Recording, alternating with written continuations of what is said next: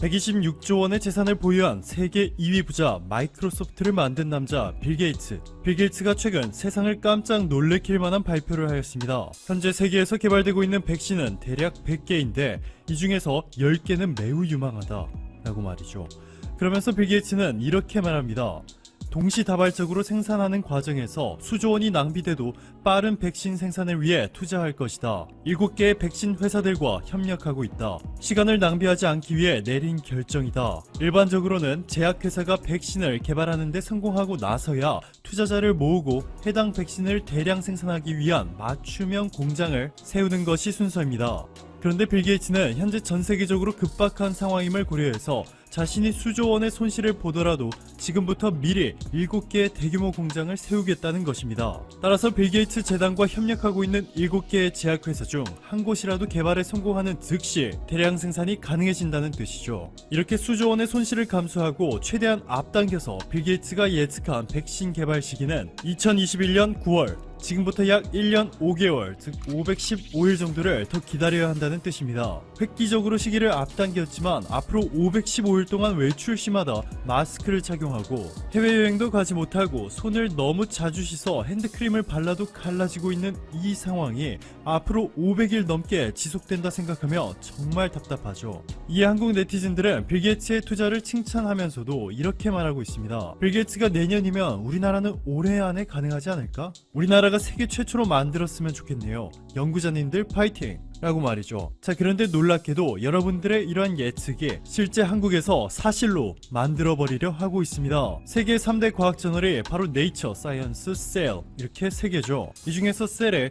놀라운 한국의 개발 결과가 바로 어제 날짜로 실렸습니다. 기초과학연구원의 김빈내리 단장과 장애실 서울대학교 연구팀 그리고 질병관리본부가 공동으로 연구를 하였고 그 결과 세계 최초로 고해상도 유전자 지도를 개발하는 데 성공하였습니다. 세계 최고의 생명과학 권위지 셀이 비중 있게 다루고 있는 데다가 이번 한국 연구팀의 개발 내용이 현재 전 세계를 대공황에 빠지게 만든 이번 사태를 해결하는데 절대적으로 중요한 발견으로 평가되고 있어 노벨상 수상 가능성까지 제기되고 있습니다. 한국 연구팀은 우리 세포 내에서 융합과 삭제 등 다양한 형태로 유전자 재조합을 빈번하게 일으키고 있다며 이번 연구를 통해 문제의 RNA들이 어디에 있는지 그리고 얼마나 있는지 정확하게 파악했다 라 전했습니다. 김빈내리 기초과학연구원 단장은 이번 연구는 이번 사태의 주범인 문제의 유전자에 대한 풍부한 정보와 함께 세밀한 지도를 제시한 것으로 이들이 어떻게 증식하는지에 대한 원리를 이해하고 새로운 치료 전략을 개발하는 데 기여할 것이라 전했습니다. 즉 전세계 개발자들이 수십, 수백 일의 시간을 쏟아부어 직접 겪어야만 알 수 있는 시행착오 기간을 획기적으로 줄여준 것이죠. 이번 한국 연구팀의 개발에 대한 전세계 반응도 심상치가 않습니다. 글로벌 과학 미디어 phys.org는 한국이 발표한 결과를 즉시 이렇게 집중 보도하며 한국 연구팀이 이번 개발을 성공할 수 있었던 이유까지 자세히 설명하였습니다. 렉컴페어리 운영하는 레버러토리 이퀴먼트도 한국의 개발을 속보로 다루며 지금까지 과학자들은 문제의 유전자가 어디에 있는지 예측했을 뿐이고 어디로 가야 할지 전혀 방향을 잡지 못했었다며 한국 연구원들이 이를 밝혀냈다. 어디에 위치해 있는지 정확하게 알아냈다 전했습니다. 더욱 놀라운 것은 세계적으로 가장 권위 있는 과학저널 셀은 일반적으로 논문을 발표하기 전에 피어 리뷰라고 해서 같은 업계의 전문가들이 오랜 기간을 두고 이 논문을 사전에 평가 및 검토하고 있습니다. 셀은 워낙에 전세계 과학자들의 꿈의 학술지이다 보니 매월 200편이 넘는 논문이 접수되고 있는데 이 중에서 50%만 피어 리뷰 단계로 채택되고 이 중에서도 다시 25% 정도만 발행되는 것으로 전해졌습니다. 자, 그런데 놀랍게도 이번 한국 연구팀의 발표는 이 피어 리뷰라는 검증 단계를 거치지 않고 즉시 게재된 것으로 매우 이례적인 케이스죠. 한국 연구팀의 놀라운 개발 소식이 전 세계로 알려진 바로 어제 문재인 대통령은 치료제와 백신 개발만큼은 끝을 보자 라며 개발자들이 개발을 위해 사용한 비용을 100% 보상한다는 파격적인 약속까지 하였습니다.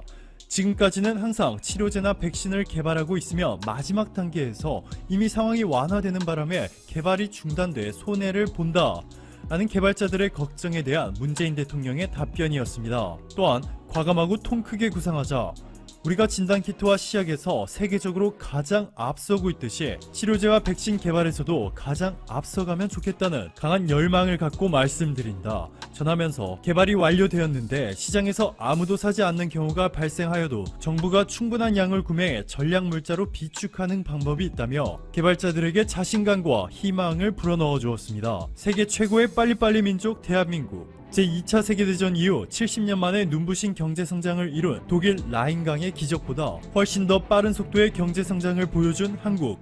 이번에는 얼마나 빠른 속도로 개발에 성공해 지금도 고통받고 있는 수백만 명의 환자들을 구해줄지 전 세계가 주목하고 있습니다. 오늘도 감사합니다. 최고로 멋진 하루 보내시길 바랄게요. 일본의 언론이 현재 한국 뉴스로 매우 뜨겁습니다. 바로 한국의 WTO 총장 진출에 대해서 본격적으로 보도하는 매체들이 늘어나고 있는 것입니다. 이렇게 보도가 많아지는 이유가 있습니다. 바로 한국의 유명희 산자부 통상교섭본부장의 WTO 진출에 대해 비판을 하기 위해서입니다. 현재 일본 주요 신문들의 보도 논지를 살펴보면 얼마나 이 문제를 경계하는지 나타나고 있습니다. 수출 규제 관련 제소한 한국이 WTO 총장에 입후보하는데 과연 이것이 옳은 일이냐며 의문을 던지는 것입니다. 물론 각종 방송이나 신문에서 이런 보도가 나가는 것이 이해는 됩니다만 한국 입장에선 한 가지 우려가 됩니다. 왜냐하면 최근 일본은 한국의 G7 진출에 대해서 경계감을 가지며 반대한 바가 있기 때문입니다. 일본은 트럼프 대통령이 한국을 G7에 초대한다고 하자 즉각 반대 의사를 표명하는 모습이 나왔습니다. 따라서 이번에는 분명히 일본이 WTO 총장에 대한 반대 공작을 할 것이 분명하다는 관측이 나옵니다. WTO는 양국 간의 실질적인 수출 규제를 다루는 데다가 양국은 후쿠시마 수산물 수입 금지 등의 주제로도 다툰 바 있기 때문에 일본은 다양한 나라들을 상대로 반대표를 던지기 위한 작업에 착수한다는 것입니다. 또한 한국에서 WHO 총장에 정은경 질병관리본부장을 앉혀야 한다는 얘기가 나오자 산케이 신문에서는 일본에서도 그에 대항하여 WHO 총장 후보를 세워야 한다는 의견을 제시하고 있었습니다. 유독 일본은 한국이 국제기관의 수장이 되려고 하는 것에 대해서 극렬하게 반대하는 모습이 보입니다. 여기서 일부 균형론자들은 WTO는 양국 간의 첨예한 다툼이 달려있는 문제이므로 그러는 것이고 다른 문제에서는 항상 일본이 그렇게 한국을 반대하는 것은 아니라는 의견도 제기하는 경우가 있었습니다. 그러나 이에 관해서 2007년에 미국 유엔 대사가 폭로한 일본 모습이 이 시점에 다시 주목을 받고 있습니다. 그는 일본이 한국에 대해 마지막까지 반기문 유엔 사무총장이 되는 것에 반대표를 던졌다고 말합니다. 매우 흥미로운 것은 2007년에 미국 유엔 대사를 지낸 이는 트럼프 비판 회고록을 펴낸 존 볼턴이었다는 사실입니다. 그는 최근 트럼프 회고록을 통해서 북미 종전선언을 적극적으로 막은 것은 일본이었다고 폭로한 바 있습니다. 그는 2007년 그의 자서전 항복은 선택이 아니다를 통해서 일본에 대한 움직임을 적어놓았습니다. 그는 당시 반기문 유엔 사무총장이 2차 투표에서 반대표가 나왔는데 이것이 섬나라에서 나왔다는 소문이 있었다며 자신은 이것이 일본이라고 판단했고 당시에 일본 유엔 대사인 오시마 대사를 만났다는 것입니다. 누가 반대표를 던졌는지는 알 수 없으나 자신이 오시마 대사에게 한국에 반대표를 던지지 말라고 설득하자 오시마 대사는 반대표를 던지지 않았다고 부인하지 않으며 수긍했다는 장면을 기술했습니다. 어차피 일본의 반대표가 반 총장의 당락을 결정짓지 못하는 상황이니 고립되지 말라는 충고였다고 합니다. 그러나 당시에 만약 일본이 유엔 상임이사국이었다면 일본에 의해 당선이 저지되었을 것이라는 의견이 나옵니다. 일본은 한국에서 유엔 총장이 나오면 자신들이 상임이사국이 되는 게 더 어려워진다는 의견을 비롯해 일본 내에서 한국의 유엔 총장을 막아야 한다는 의견이 득세했으나 미국을 비롯하여 다른 모든 국가들에서 한국의 유엔 총장을 밀어주는 분위기가 나왔었고 미국 대사인 볼턴의 설득으로 최종 투표에서는 찬성 아닌 기권표를 던지며 마무리했던 것으로 나오고 있습니다. 그러나 유엔 투표는 누가 반대를 하거나 기권하는 것을 알 수 없는 비공개 투표이므로 일본 당국은 자신은 한국의 반대표를 던지지 않았다고 부인해 왔습니다.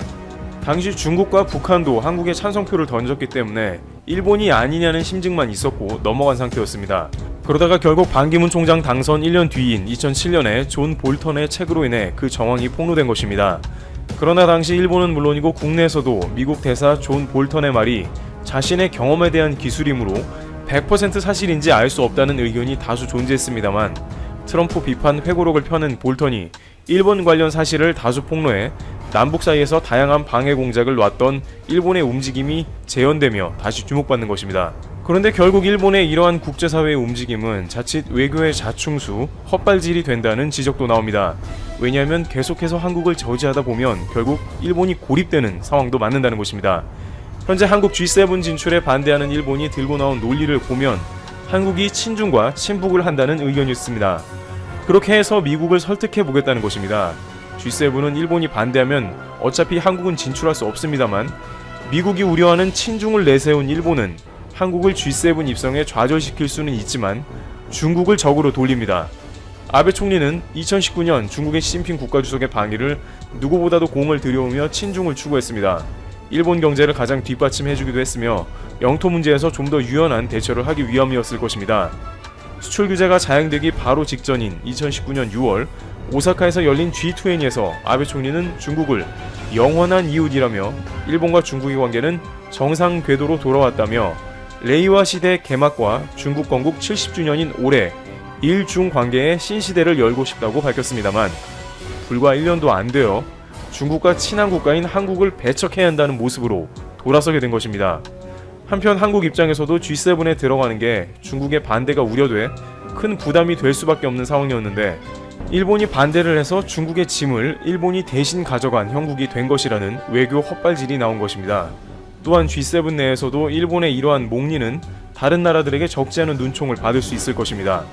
일단 미국 트럼프 대통령이 직접 한국과 통화까지 했는데 거기에 국가의 사사로운 이익을 들먹이며 반대한 모습도 그렇고 미국 외에 다른 모든 국가들도 한국에 대해서는 상당히 호의적이라 일본의 모습이 이해가 가지 않을 것입니다. 특히 G7 중 일본을 제외하고 이번 팬데믹 사태에서 한국에 큰 도움을 받은 국가들이기 때문에 더욱 그러합니다. 결국 G7 내에서도 한국의 입성을 두고 일본은 고립되는 외교적인 실책을 반복하는 모습을 보이고 있습니다. 특정 국가만 막으면 된다는 자세는 국제사회에서 자국에 좋지 않은 선례를 남기므로 극단적인 상황이 오지 않는 한 대부분은 서로 반기를 들지 않는 것이 국제 관례입니다.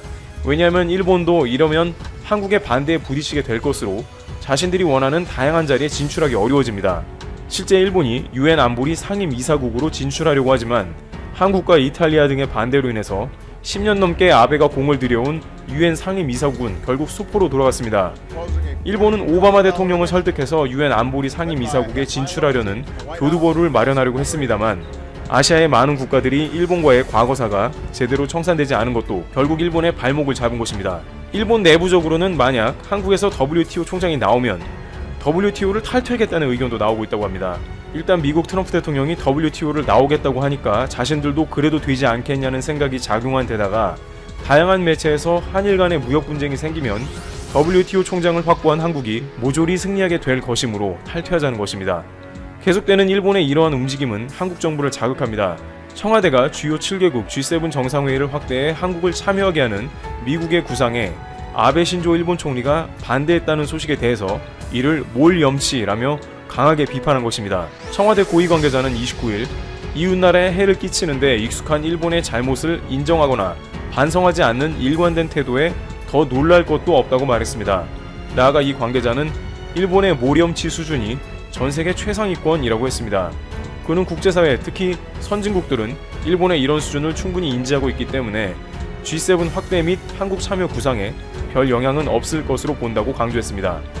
여기에 일본이 과거사 문제에서도 전혀 반성하는 태도를 보이지 않는 것도 강경한 입장의 배경이 된 것으로 보입니다. 최근 군함도 문제가 나오면서 일본은 강제징용 피해자에 대한 충분한 관련 전시를 하겠다고 약속했지만 이를 어겼습니다. 그리고 나서 우익신문 등은 오히려 한국에 강제징용에 대해 일본인과 동일한 임금을 주고 일을 한 경우라고 말하면서 강제징용 자체에 대해 부정하는 모습을 보였습니다.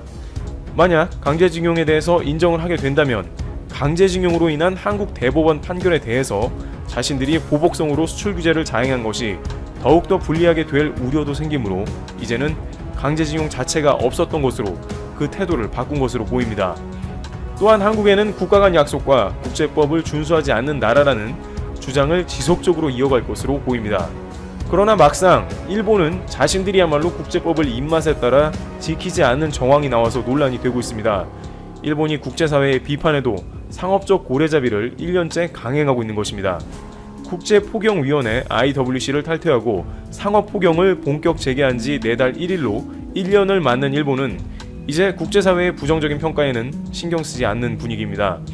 이와 관련 산케이신문은 작년 7월 1일 상업폭영을 제기할 때는 폭영 반대 국가나 해외 주요 미디어로부터 비판이 이어졌으나 코로나19 확대의 영향도 있어서인지 국제적 비판은 약해졌다고 29일 보도했습니다. 코로나로 인해서 많은 나라들이 폭영에 신경 쓰지 않으니 강행해도 된다는 논지로 해석될 수 있어 논란이 예상됩니다. 그런데 일본 정부조차 자국